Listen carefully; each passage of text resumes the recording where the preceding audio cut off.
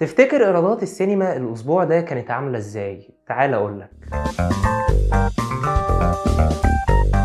رقم 10 فيلم نيفر ليت جو واللي حقق الأسبوع ده 340 ألف وإيرادات كلية 894 ألف جنيه. رقم 9 فيلم ولاد رزق 3 واللي حقق 441 ألف وإيرادات كلية 259 مليون و353 ألف. رقم 8 فيلم اللعب مع العيال وحقق 472 ألف وإيرادات كلية 56 مليون و434 ألف.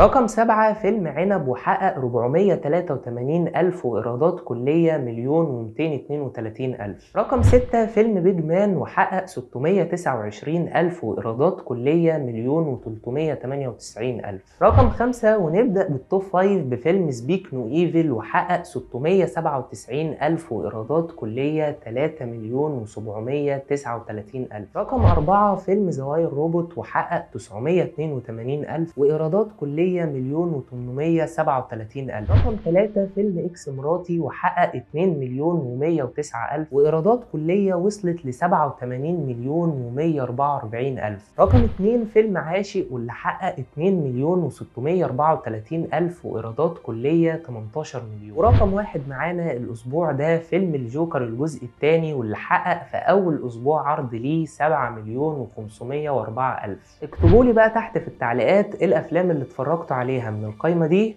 وباي باي.